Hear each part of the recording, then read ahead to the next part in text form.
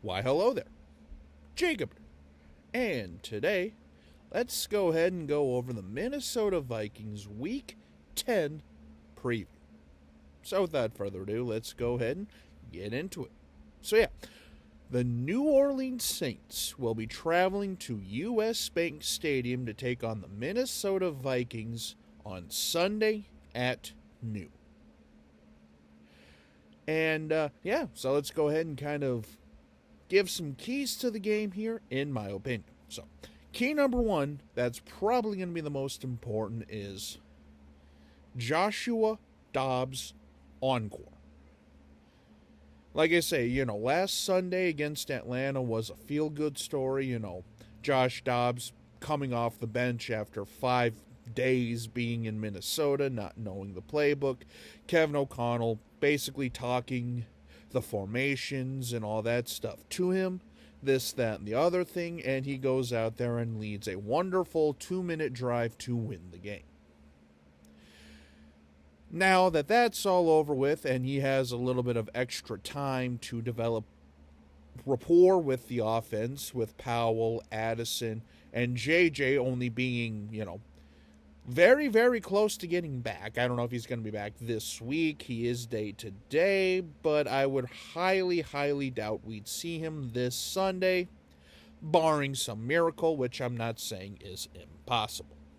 But, like I say, now that Josh Dobbs has had a little bit of time to build rapport with the guys, how is this going to look, Because Josh Dobbs, yeah, granted, when he was with Arizona, it's not like the Arizona teams were great, good, really had a lot around to, benefit him, help him, this, that, and the other thing, but he looked pretty damn good most of the time there with what he had. And, Arizona is, Arizona. Now they get Kyler Murray back down there, and, he gets shipped up here for a couple late-round picks, and let's just see what he can do here. Week 2 of, the Josh Dobbs era. And with that being said, though, Josh Dobbs going up against the Saints defense is not going to be an easy task because the Saints defense is actually very, very solid. Do I have to mention their defensive line there with Cam Jordan? They have some good linebackers. Warner is a guy that you have to keep an eye on. Marshawn Lattimore. I think, is it Paulson Adebo, I think? Or anyway, they have a young rookie corner who's stepped up and turned into a potential shutdown in the future himself.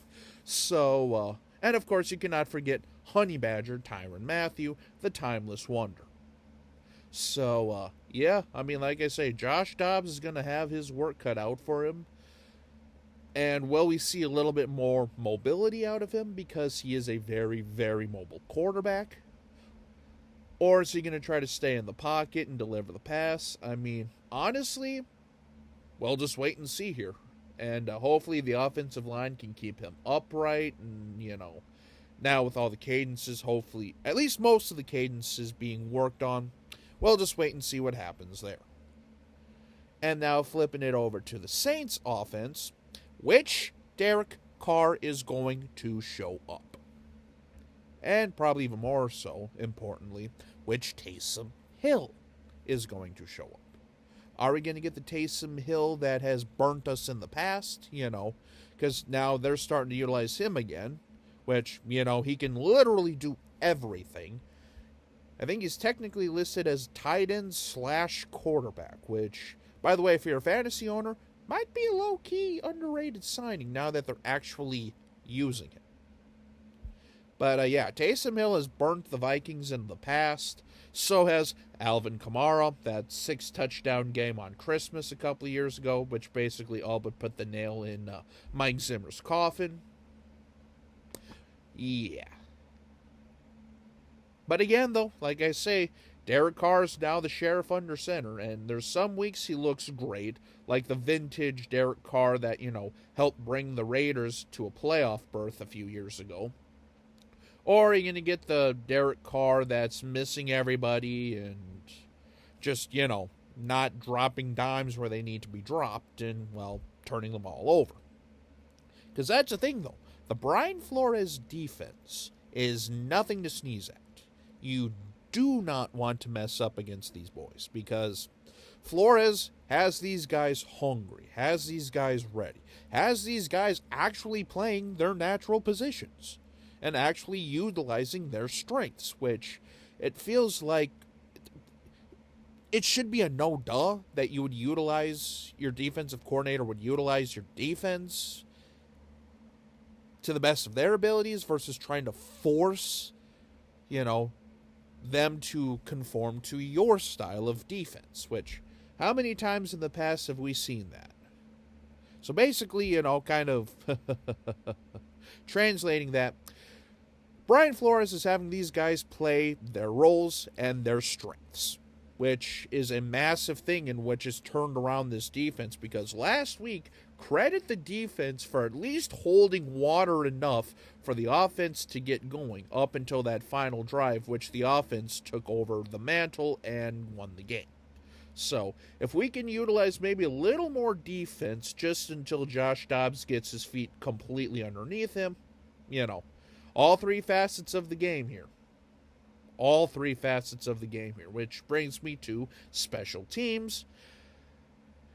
Well, remember last year when we played them in London, how that went, I think Will Lutz missed like a 60-yard field goal by a double doink, and that's what, gave the Vikings the victory, and Greg Joseph looked pretty good in that game too, so granted, like I say, it's a little bit different of a scenario now that Will Lutz, I believe, is in Denver, so yeah, I mean, like I say, this game should be intriguing. This game should be interesting because both teams are at 5-4 and are all going for about the same thing here. The only difference is I feel like New Orleans, if they lose this game, still has the front row seat to the NFC South because, well, the NFC South is, not gonna lie, I thought the Panthers would have been at least a little bit better this year, but here we are. The Buccaneers started off hot, but have recently, dove off a cliff. The Saints and the Falcons have treaded water enough, but I feel like the Saints within the next couple weeks here will probably take over the division. So even if they lose this game, which we'll see what happens there, but if they lose this game, I still feel like they have the front seat for the NFC South. Where meanwhile, the Minnesota Vikings, coming off of a 4-game winning streak so far, after what was just an abysmal start, I think we were like 1-4 after 5 weeks, and now we're back right where we need to be, above 500, and now we're starting to hit our stride. If we get JJ back within the next couple weeks, look out, because, well, now that the gauntlet start of the season is over with, and we have some quote-unquote, maybe easier, less strengthed opponents, or, I always hate saying inferior opponents because any given Sunday, Thursday, Monday, whatever day of the week they're playing football, but basically any given football game, anything can happen, so we just got to take care of our business, and Josh, whatever you do, buddy, just play football. Don't try to force anything. Don't try to do anything outside of your realms. And don't forget about Hawkinson, who sounds like he's probably going to be in. I don't know. I haven't really checked the latest injury report there, but I know he was questionable with ribs. Jordan Addison. Don't forget about Powell. Tristan Jackson even stepped up. Hell, even Johnny Munt had a nice catch and stuff like that, so yeah, I mean, that'll pretty much wrap this up. Oh, and also, too, one thing Joshua Dobbs, hopefully we can get a decent running game with you, but that's been an issue this year, too, has been our run game. But now with a mobile quarterback, that could at the very least take a little bit of, sting off of just how bad we are. But yeah, so basically just wrapping this whole thing up, the biggest keys of the game are Taysom Hill and Derek Carr slowing them down, Alvin Kamara slowing him down, not turning the ball over, and how do you come back from a Cinderella story now that we're 1 week later? So,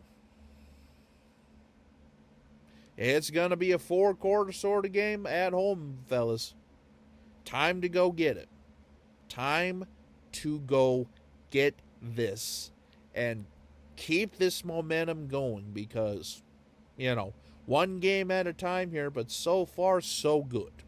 So, just keep this up, fellas. Keep this up.